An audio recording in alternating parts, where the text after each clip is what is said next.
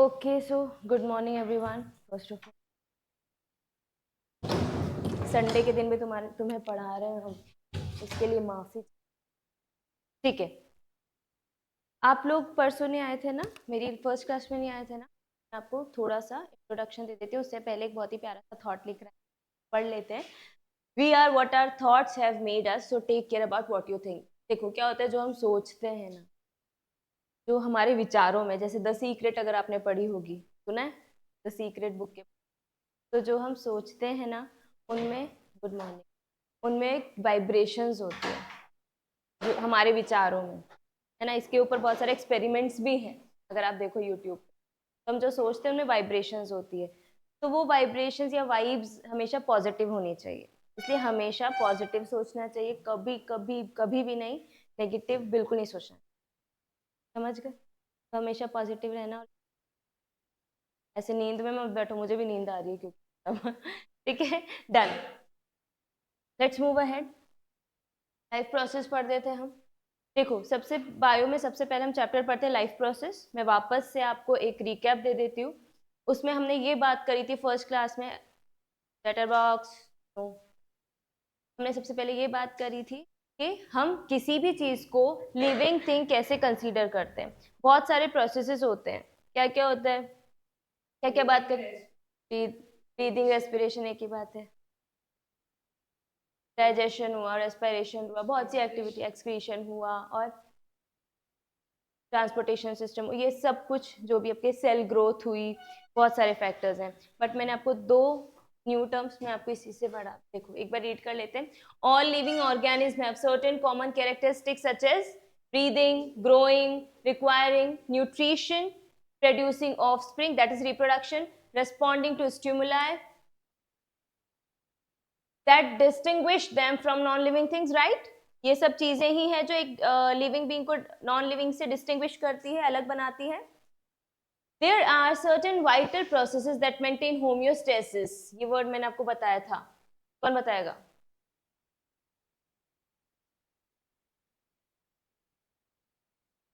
बाकी भी बता। टेंथ पढ़ेगी वापस, वापस टेंथ पढ़नी है।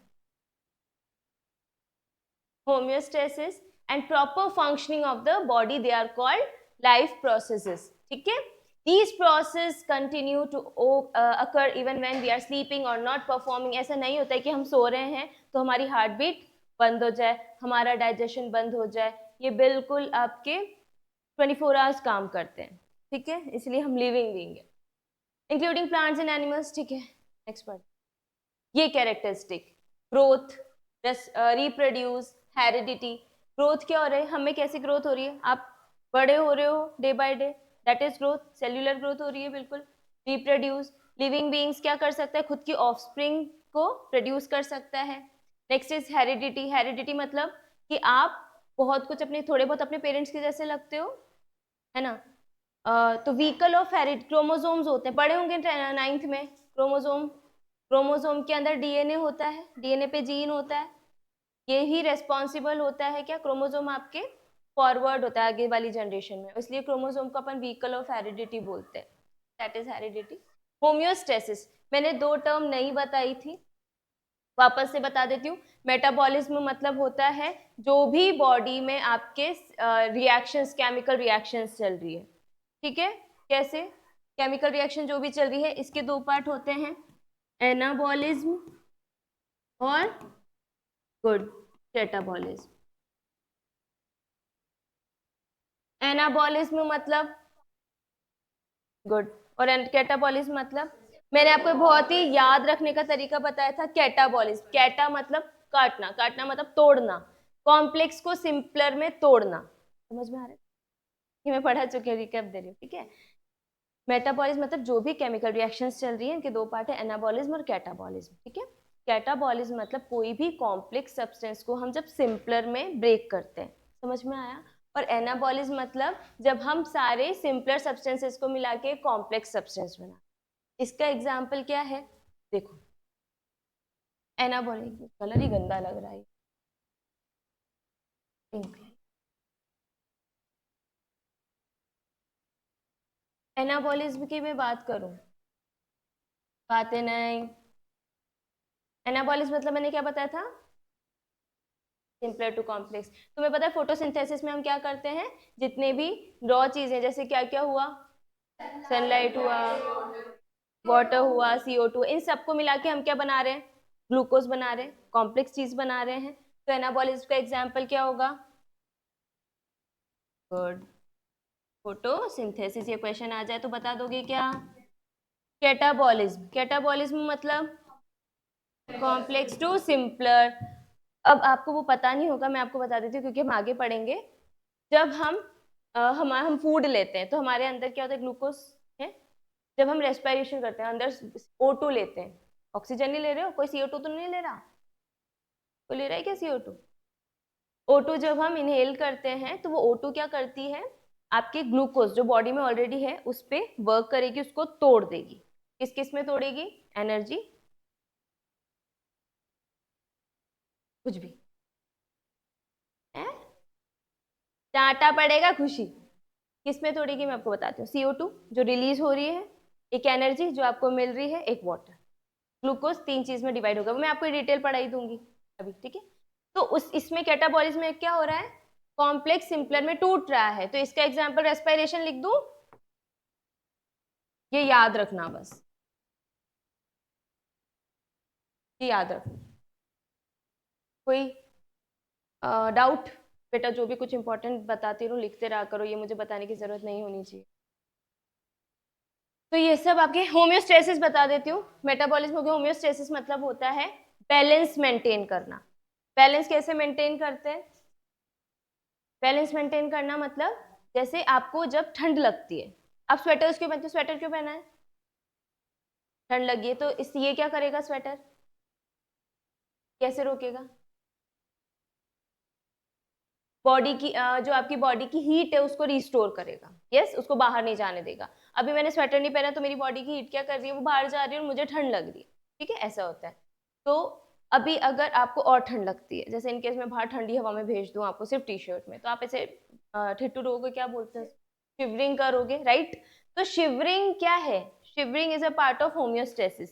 Shivering is a kind of exercise, और एक्सरसाइज जब करते हैं हीट प्रोड्यूस होती है, तो ये बॉडी का एक मैकेनिज्म है कि आप ठंड में आपकी बॉडी शिवर करती है ताकि हीट प्रोड्यूस हो, क्योंकि बॉडी के बाहर का टेम्परेचर क्या है, बहुत ही कम है, ठंड है, और बॉडी के अंदर का एक पर्टिकुलर टेम्परेचर है, उसको maintain. Same in case with in summer क्या होता है, आपको स्वेटिंग होती है। स्वेटिंग क्यों होती है, क्योंकि बाहर का टेम्परेचर बहुत ही ज्यादा है, आपकी बॉडी के अकॉर्डिंग बहुत ही ज्यादा है, तो बॉडी को खुद का एक क्या करना है, टेम्परेचर मेंटेन करना है, तो स्वेटिंग होती है और बॉडी को ठंडा कर देती है, ठीक है, ताकि बॉडी उस टेम्परेचर को मेंटेन रखे। कोई डाउट है क्या, पक्का सब क्लियर है, क्रिस्टल क्लियर है। Done.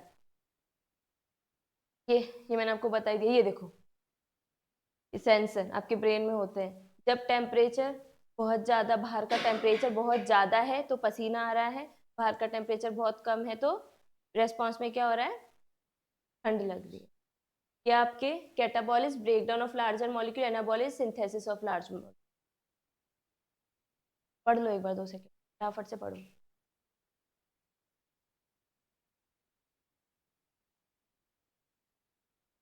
क्लियर, खुशी बेटा समझ आ,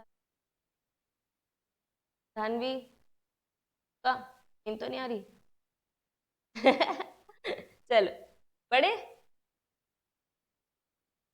nutrition, process of intake as well as utilization of nutrients by an organism. देखो हमारे लाइफ प्रोसेस में 4 पार्ट होते हैं, ठीक है, क्या 4 पार्ट हैं, सबसे पहला है न्यूट्रिशन, जो हम खाना खा रहे हैं, उसके बाद है रेस्पिरेशन, उस खाने को कैसे यूटिलाइज कर रहे हैं, एनर्जी बना रहे हैं, उसके बाद है ट्रांसपोर्टेशन, पूरी बॉडी में हर चीज़ को, उसके बाद है जो भी वेस्ट मटेरियल उसको एक्सक्रीट करना, मीन्स न्यूट्रिशन।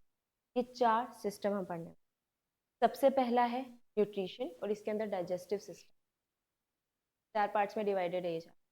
तो आज से हम शुरू कर रहे हैं first part, that is nutrition, got it, fine. Process of intake as well as utilization of nutrients by an organism, मतलब हम जो खाना खा रहे हैं उसका जो, उससे जो न्यूट्रिएंट्स मिल रहे हैं वो कैसे काम कर रहे हैं। जंक फूड वगैरह मत खाया सबसे पहले, ठीक है, कौन कौन खाता है? क्यों खाते हो? कितना खाते हो? चलो एक मॉडरेट अमाउंट इज ओके। कितना खुशी? राधिका कितना खाती है बेटा? कितना? बहुत ठीक है, कम खाया करो, उसमें बहुत मतलब आपको कुछ नहीं मिल रहा है, कुछ भी नहीं मिल रहा है सिवाय एक गलत डाइजेशन के।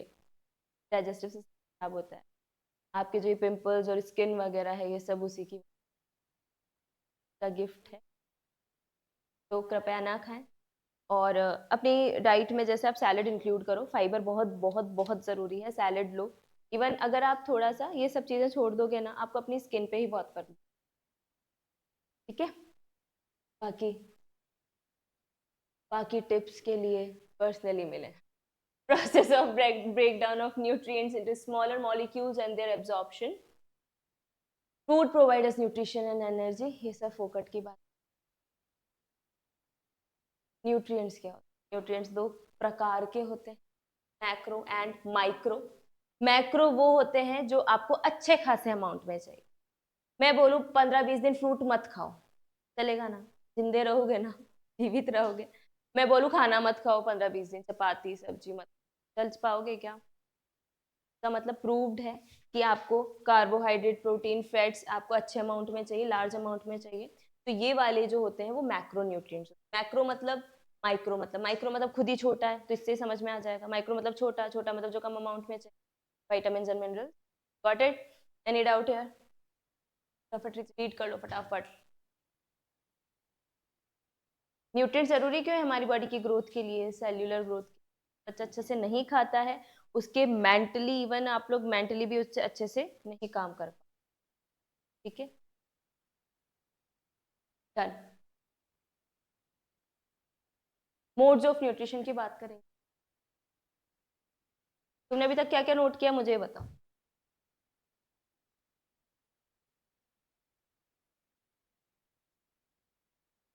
गुड। हमारे तो रजिस्टर ही नहीं खुल रहे हैं भाई। पढ़ा दो मैम, हमारे तो ऊपर से जा रहा है, सही बात है।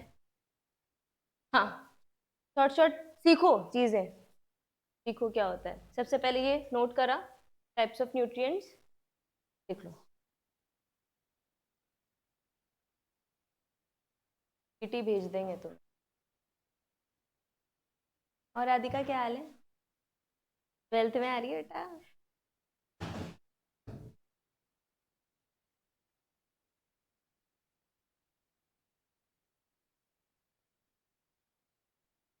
तुम जानते हो राधिका को सब? ये नहीं जानती होगी ना, खुश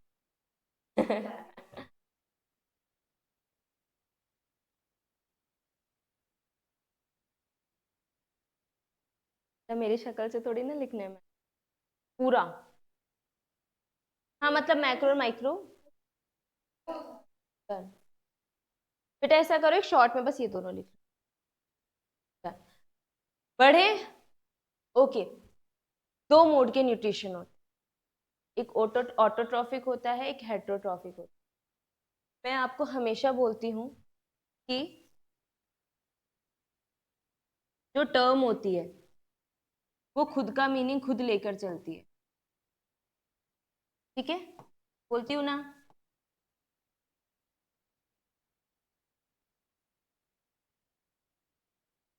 ऑटो मतलब होता है सेल्फ, ट्रॉफिक मतलब होता है न्यूट्रिशन,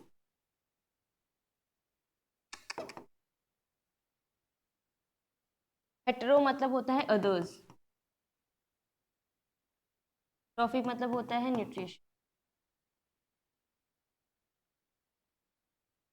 चल, ऑटोट्रॉफिक और हेट्रोट्रॉफिक। ऑटोट्रॉफिक वो न्यूट्रिशन होता है या फिर वो ऑर्गेनिज्म जो खुद का खाना खुद बनाते हैं। अब ऐसा नहीं है कि तुम्हारी मम्मी ऑटोट्रॉफिक हो गई तुम हेट्रोट्रॉफिक हो, नहीं, है ना? तुम बोलो मम्मी खुद ही खाना बनाती है और हम नहीं बनाते तो हम हेट्रोट्रॉफिक, मम्मी ऑटोट्रॉफिक, नहीं। वो जो जैसे हम लोग भी खाना खुद बनाते हैं लेकिन हम चीजें तो यूज कर रहे हैं, बाहर की वेजिटेबल्स यूज कर रहे हैं, लेकिन प्लांट्स बाहर कुछ खरीदने नहीं जाते, वो खुद से ही सब चीजें बना के सब खुद कर। तो ऑटोट्रॉफिक वो ऑर्गेनिक जो खुद का खाना खुद बनाए, प्रिपेयर करके खुद, वो होते हैं प्लांट्स ऑटोट्रॉफिक। समझ में आया? Autotrophic nutrition is present in plants, algae and some bacteria. ये कुछ एल्गी कुछ बैक्टीरियाज भी होते हैं जो खुद खाना बनाते हैं। Organism produce their own food, क्या क्या यूज करके? लाइट एनर्जी और केमिकल एनर्जी थ्रू फोटोसिंथेसिस और कीमोसिंथेसिस। सिंथेसिस मतलब होता है बनाना, ठीक है? सिंथेसिस मतलब होता है बनाना, फोटो मतलब लाइट, जो लाइट को यूज करके खाना बना रहे हैं, फोटोसिंथेसिस हो गया वो प्रोसेस। कीमो मतलब केमिकल, जो केमिकल को यूज करके अपना फूड प्रिपेयर कर रहे हैं, तो वो हो गया कीमोसिंथेसिस, वो प्रोसेस। डाउट? ये इतना इंपॉर्टेंट, फोटोसिंथेसिस, ठीक है? हेटरोट्रॉफिक न्यूट्रिशन क्या होता है, किसमें होता है? कुछ बैक्टीरिया कुछ फंगाई होते हैं, बाकी हम में तो होता ही एनिमल्स वगैरह। They derive energy from organic compounds such as animal eating plants or other animals for food. Heterotrophic nutrition has subtypes such as holozoic, saprophytic and parasitic nutrition. Heterotrophic क्या होते हैं? जो दूसरों पे डिपेंडेंट रहते हैं खुद के फूड के लिए, खुद के न्यूट्रिशन के लिए। समझ में आया? इजी है, सिंपल है। ऑटोट्रॉफिक जो दूसरों से खाना ले, सॉरी, ऑटोट्रॉफिक जो खुद से खाना बनाए, हेटरोट्रॉफिक जो दूसरों पे डिपेंडेंट है। डन? ध्यान दे रहे हो? फिर ऐसे कॉपी क्यों? पता ना कि नहीं आया ना, बिल्कुल आलसी लग रहा है सच में। डन? इतना सा समझ में आया? हेटरोट्रॉफ्स भी तीन टाइप के, तो होलोजोइक, सेप्रोफाइटिक और पैरासाइट। अब मुझे बताओ इन तीनों को कौन कौन जानता है? हाँ राधिका, बताओ।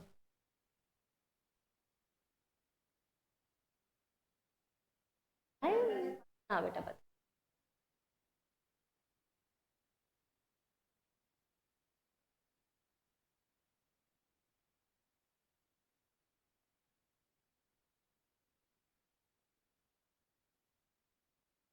और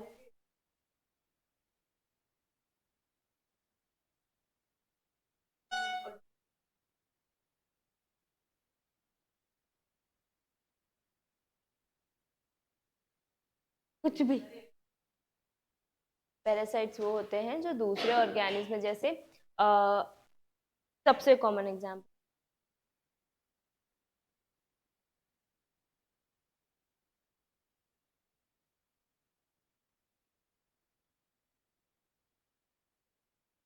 काफी हद तक पैरासाइट्स वो होते हैं जो दूसरे पे होस्ट पर रहते हैं, जैसे लाइसिस, चूहे लाइसिस हो जाती है आपके ना, तो वो क्या करती है, वो आपसे न्यूट्रिशन ले, वो आप ही की बॉडी पे रह रही है, आप ही से न्यूट्रिशन ले रही है, घर भी आप ही के ऊपर बना रखा है, आपको पता नहीं लगता जब तक आपकी बॉडी में कुछ तो खुजली नहीं चलेगी, ठीक है? लीचेस होती हैं, है ना, वो भी, ये सब है। आगे देख लो, ऑटोट्रॉफिक न्यूट्रिशन। ऑटोट्रॉफिक न्यूट्रिशन हम अच्छे से देख लेते हैं, अभी तक का जस्ट नॉर्मल था, अब आपकी मेन डिटेल्स आएंगी। एक नॉर्मल पैरासाइट में और क्या आ जाएगा बताओ? मॉस्किटो क्या करते हैं, तुमसे ही लेते हैं, ब्लड सक करते हैं। अब देखो, photosynthesis, if an organism can nourish itself by making its own food using, देखो फोटोसिंथेसिस की बचपन वाली डेफिनेशन भूल जाओ, थोड़े स्टैंडर्ड हो जाओ, 10th में आ, तो आपको अब अच्छी वाली डेफिनेशन लर्न करनी पड़ेगी। If an organism can nourish itself by making its own food, high language समझ, नरिश करना मतलब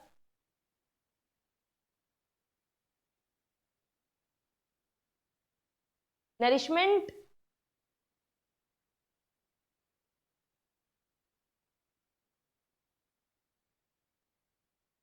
हाँ सही बात है, कुछ खुद को बाय मेकिंग इट्स ओन, मतलब खुद को फीड करवाना है, खुद को न्यूट्रिशन देना, किससे? खुद से फूड बना के, by using sunlight, sunlight use करके या फिर केमिकल यूज करके, इसको हम ऑटोट्रॉफिक न्यूट्रिशन बोलते हैं।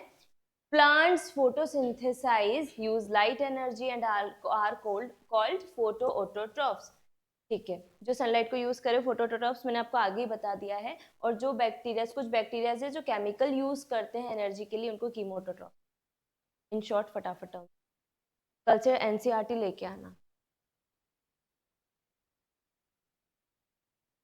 अभी रहने दो, चलो अभी कुछ इंपॉर्टेंट आएगा तो मैं बता दूंगी, उसमें 3 स्टेप्स वगैरह। बाकी रोज एनसीईआरटी लेके आनी है, जब भी मैं बाहर की नहीं पता बायो की क्लास हो तब लेके आना। आया क्या समझ में? कोई डाउट है क्या? अरे बोलो, अरे बच्चे हो तुम।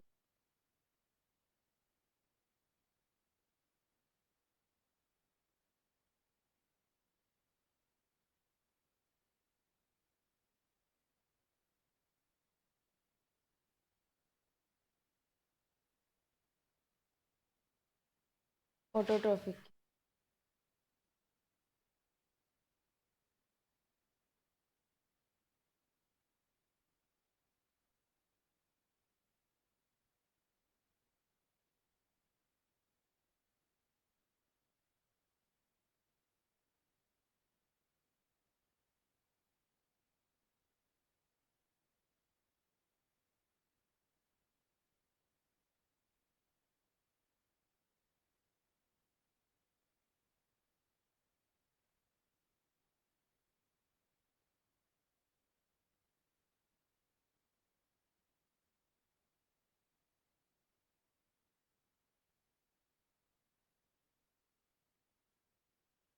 डन। कौन सा बेटा ये? देखो, ऑटोट्रॉफ्स वो होते हैं जो खुद से खाना बनाते हैं, ये क्लियर है। अब इसमें 2 टाइप होते हैं, फोटो ऑटोट्रॉफ्स। फोटो मैं एक थोड़ा सा सेपरेट करके लिख लूँ, ठीक है। ऑटोट्रॉफ्स एक होते हैं कीमो ऑटोट्रॉफ्स।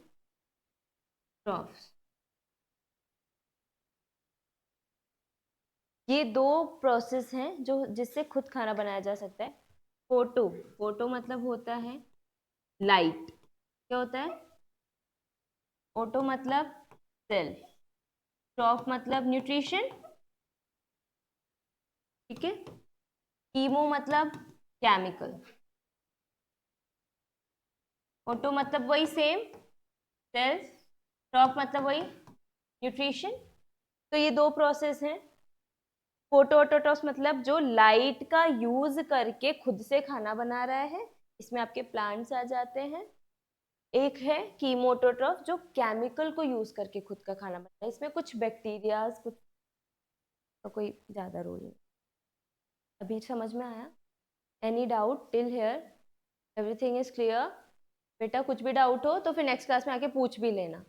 बिल्कुल, मैं वापस बोल रही हूँ, 1% भी हेजिटेट नहीं करना है कभी कोई क्वेश्चन पूछने में, क्योंकि आज का डाउट बहुत आगे जाता है और वो बहुत बड़ा डाउट बन जाता है, ठीक है। भले वो स्ट्यूपिड डाउट हो तो भी पूछ लेना, यहाँ अपने बीच अपन घर वाले हैं, घर के लोग हैं। यही बेइज्जती हो जाने दो, वो बेइज्जती भी नहीं होती एक्चुअली, अच्छा लगता है कोई क्वेश्चन। करूँ, बढ़ा दूँ आगे? अरे इतने धीरे धीरे लिखते हैं यार ये।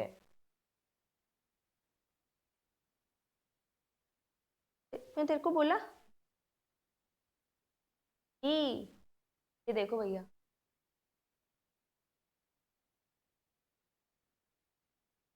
क्या है? कौन पढ़ेगा? क्या नाम है बेटा आप दोनों का? रिदिम पढ़ो।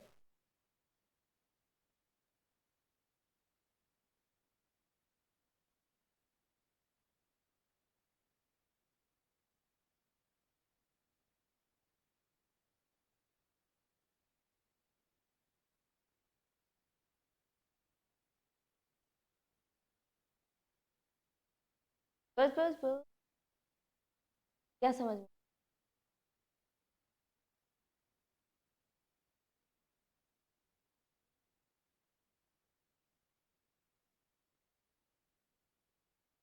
देखो क्या होता है, ये सनलाइट है ना। सनलाइट आपकी पड़ती है किस पे? लीफ पे। लीफ में होते हैं क्या? क्लोरोप्लास्ट, जानते हो? ऑर्गेनिल। क्लोरोप्लास्ट के अंदर होता है क्लोरोफिल, जानते हो?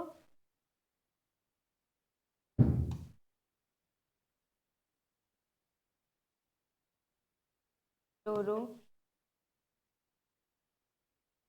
क्लोरोप्लास्ट, इसके अंदर होता है क्लोरोफिल। और क्लोरोफिल क्या है? ग्रीन पिगमेंट है, यही आपके ग्रीन कलर वगैरह देता है, ठीक है। अब होता है सनलाइट जैसे ही इस पे पड़ती है लीफ पे, तो ये क्लोरोफिल एक्टिव हो जाता है, इसलिए रात में फोटोसिंथेसिस नहीं होता है, आपको पता होता नहीं होता है ना। तो क्या होगा कि क्लोरोफिल एक्टिव हो जाएगा। तुम्हारी एनसीईआरटी खोलो,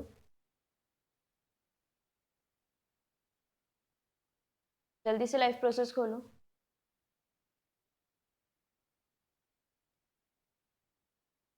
इसमें 3 स्टेप्स है कि कैसे होता है ना। खोलो, ये पढ़ो पहली लाइन।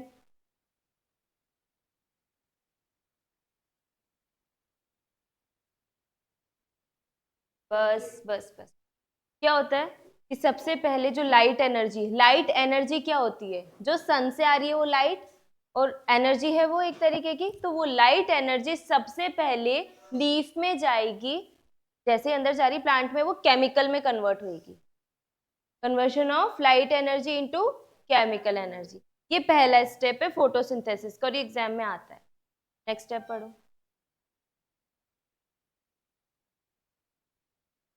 जो वाटर देखो क्या चीज क्या क्या कैसे कैसे यूज हो रही है, जो आपके क्या क्या लिया था हमने, सनलाइट, यस, के अलावा क्या लिया है हमने, वाटर, उसके अलावा क्या लिया है, ये 3 रॉ मटेरियल्स है। सनलाइट को तो हमने क्या किया, जो लाइट एनर्जी है, लाइट एनर्जी को हमने किस में कन्वर्ट कर दिया, into chemical energy, good, chemical energy. Next is water. तो सबसे पहले जैसे ही लाइट उस पर पड़ी वो कन्वर्ट हो गई, प्लस जो कुछ एनर्जी थी वो हमने क्या करा, जो वाटर आ रहा है रूट्स के थ्रू प्लांट में उसको तोड़ दिया, वाटर मॉलिक्यूल्स को स्प्लिट कर दिया। तो किस किस में स्प्लिट करा है H2O को, ऑक्सीजन और हाइड्रोजन में, किस में, ठीक है, ऑक्सीजन एंड हाइड्रोजन। तो बेटा एक बात बताओ, ऑक्सीजन तो रिलीज हो जाएगी यहाँ से, हमें ऐसे ही ऑक्सीजन मिलती है, कि मॉलिक्यूल्स वाटर मॉलिक्यूल्स को स्प्लिट कर देते हैं, एनर्जी स्प्लिट कर देती है जो भी। उसके बाद बचा CO2। इन दोनों का काम पता लग गया, ये दोनों कहाँ यूज हुए और कैसे यूज हुए। CO2 का क्या होगा, थर्ड लाइन पढ़ो, ये हो जाएगा आपका रिडक्शन हो जाएगा किसमें, कार्बन में, ये कार्बोहाइड्रेट में रिडक्शन हो जाएगा इसका, ये 3 इसके 2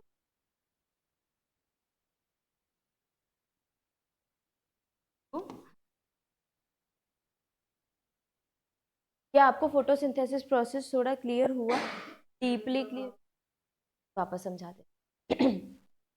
बेटा हमने क्या क्या यूज लिया था फोटोसिंथेसिस के लिए, ये बोल सबसे,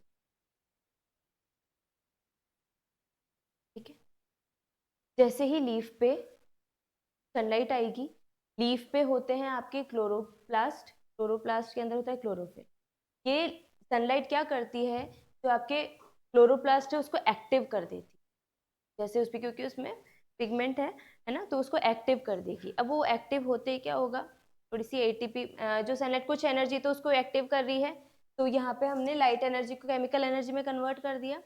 कुछ एटीपी जो सनलाइट से आ रही है, मतलब कुछ एनर्जी यूज आ जाएगी हमारे स्प्लिटिंग ऑफ मॉलिक्यूल्स में, स्प्लिटिंग उसको बोलते हैं हाइड्रोलाइसिस, मैं यहाँ लिख देती हूँ, हाइड्रोलाइसिस।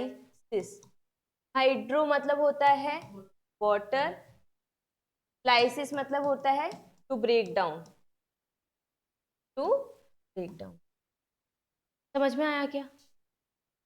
तो कुछ एनर्जी ने तो क्या करा, यहाँ पे लाइट एनर्जी केमिकल एनर्जी में कन्वर्ट हो गई, वो क्लोरोफिल पे काम किया। उसके अलावा वाटर में कुछ एनर्जी ने क्या किया, हाइड्रोलाइसिस करवा दिया, पानी वाटर मॉलिक्यूल्स को तोड़ दिया, तो वो किस में डिवाइड हुई, ऑक्सीजन और हाइड्रोजन में। H2O को तोड़ोगे तो क्या ही बनेगा, यही बनेगा। तो ऑक्सीजन तो एनवायरमेंट में रिलीज हो गई, यहाँ पे हाइड्रोजन बचा, CO2 बचा। अब इसको क्या, ये हाइड्रोजन या CO2 के साथ मिलकर इससे रिडक्शन होएगा और कार्बोहाइड्रेट में ये रिडक्शन हो जाता है इसका। तो ये 3 चीजें इस तरीके से आपको पूरी रिएक्शन में, CO2 यूज किया, H2O का तो ये होकर ये O2 बन गया और इसका रिडक्शन हुआ, ये ग्लूकोज मिल गया। ये चीज होती है। प्रॉमिस आ गया? Pinky promise? ठीक है, ये देख लो अब एक बार। Photosynthesis is an important process by which food is formed. एक बार है ना वो तीनों लाइंस वापस पढ़ लो ताकि तुम्हें रिवीजन हो। क्या लिखा था मैंने, बताऊं? पढ़ो पढ़ो पढ़ो। कनिष्का रीड कर दे बेटा लाउडली, इनके पास बुक नहीं।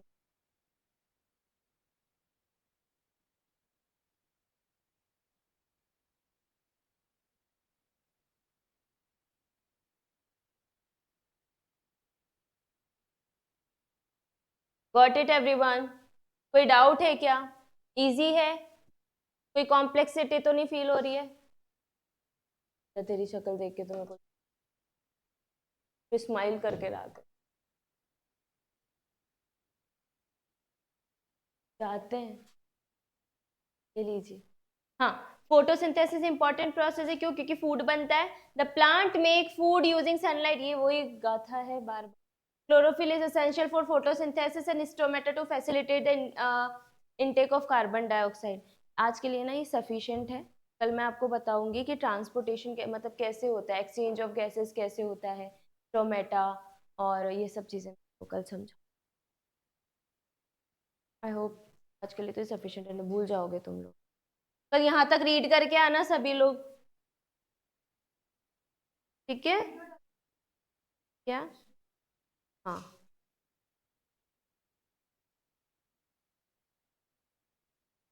ठीक है बच्चों। फोटोसिंथेसिस वगैरह तक पूरा कंप्लीट करके आना, एनसीईआरटी पूरी रीड करके आना। ये तीन स्टेप्स जो मैंने सिखाई है यहाँ तक। मैं कल क्वेश्चंस पूछूं और जिसने क्वेश्चन का आंसर नहीं दिया वो सबको पार्टी देगा। वैसी पनिशमेंट मैं नहीं दूंगी। ठीक है?